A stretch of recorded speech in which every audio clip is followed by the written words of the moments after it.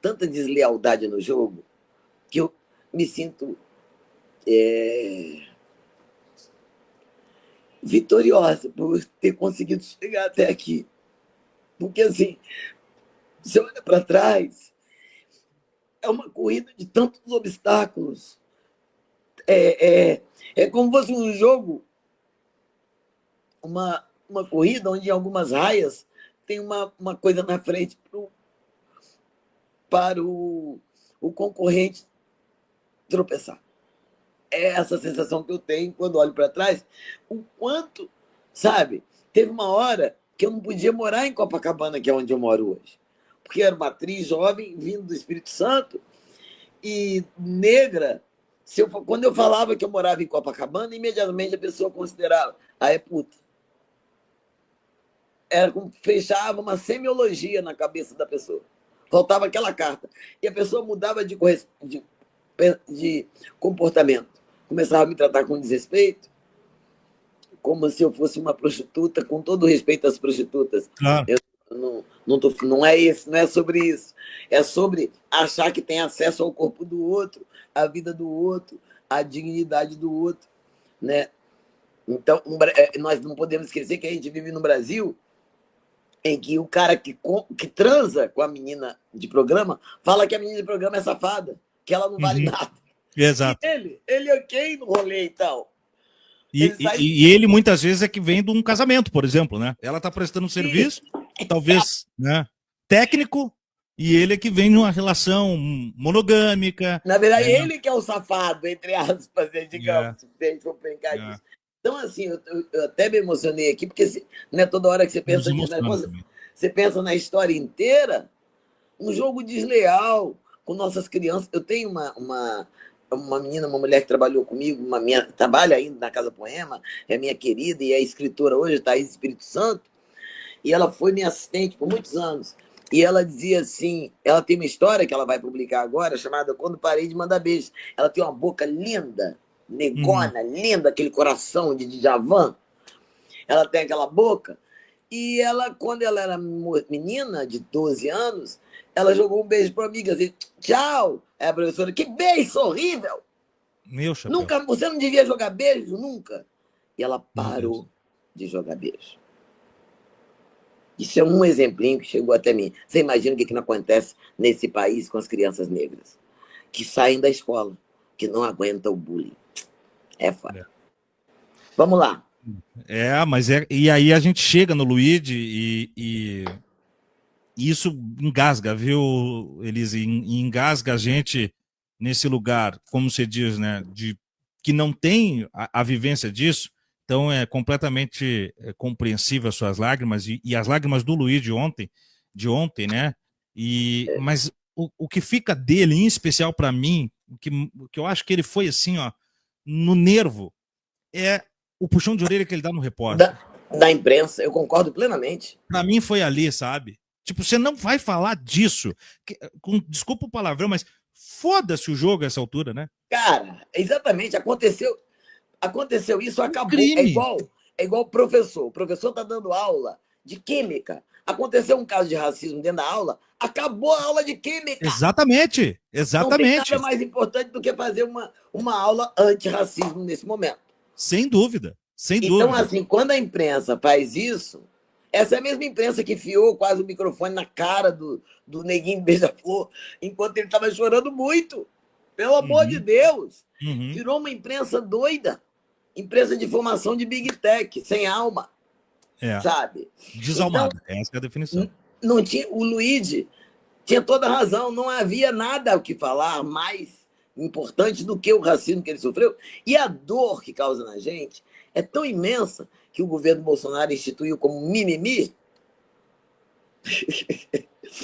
Sabe?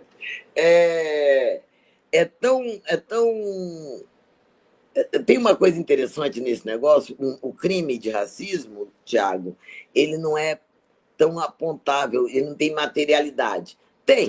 Por exemplo, nesse caso, filmaram e tal. Mas, por exemplo, teve um cara aqui onde eu moro na cobertura, e até o senhor descobrir que eu era morador, um senhor que eu dei Fiquei esperando para ele entrar, um velhinho, com um bengala. Eu segurei a porta para ele, eu tinha mudado aqui para pouco tempo.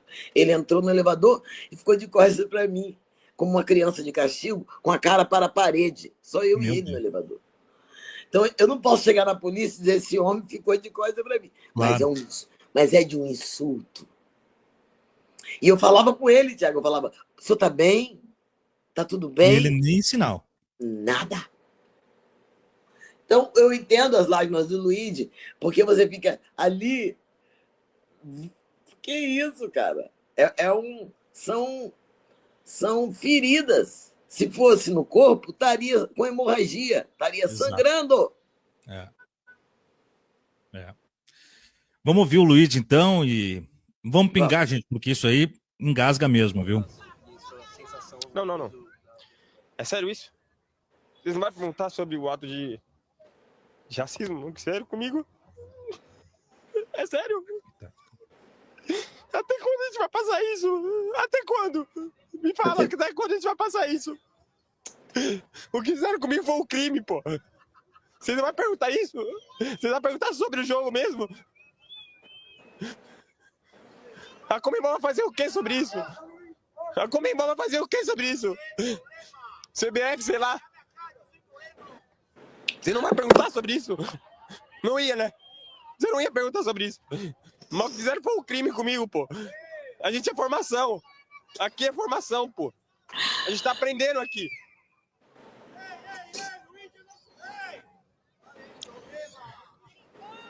Obrigado, Luigi. É até difícil falar, porque é como ele diz, né? E a tomada de consciência, o menino tá na categoria de base e já tem esse lugar de ter que de amadurecer mais cedo, né? Do que os colegas, porque ele tem que chamar as rédeas dessa responsabilidade, né, Elisa? Tem que dizer só um pouquinho, nós estamos na formação, e o que ele quis dizer ali é assim, ó, aqui a gente tá aprendendo, mas a gente tem que ter suporte. Esse suporte tem que vir da administração do campeonato, das direções dos clubes, dos técnicos, da imprensa, dos árbitros. E como que a direção se omite assim? Como? Como ninguém até agora veio a público, sabe? Né? Para mim, eu ouso dizer que o grande dodói sociológico do Brasil é assim, talvez o maior, porque ele se espalha em todos os lugares, é o racismo. Porque ele está em todas as camadas, sabe? Você conta nos dedos dos CEOs, você conta nos dedos dos presidentes de banco, pretos, você conta nos dedos quem está no poder, sabe? Pretos, não tem, é muito pouco. Né? E, eu ia falar uma coisa, que é muito louca dessa história do racismo, é que o branco conseguiu ficar blindado. Então você tem 70 investigados, todos brancos, e ninguém fala, ô brancaiada para roubar. Agora, se tiver 2 pretos, formação de quadrilha, sabia, só podia ser preto. Fizeram negrice, tem aquela, né, Elisa? Negrice, esses fizeram negrice. Fizeram negrice. Então, a branquitude apronta o tempo inteiro, sai ilesa, como aquela mulher que matou o filho da Mirtes Renata. Aquela mulher matou o filho de Mirtes Renata, o Miguel, naquela história do elevador. Lembra? Você lembra desse crime, dessa história? Sim. Então, tudo errado. A menina trabalhando na pandemia, não era para estar trabalhando. Deixou a criança e ela mata a criança por negligência. Joga a criança no elevador, porque aquela criança preta vale menos. É a filha da empregada? Vale menos. É aquela pessoa que não vai comprar um brinquedo para a filha da empregada, vai dar o brinquedo velho do filho dela, entende?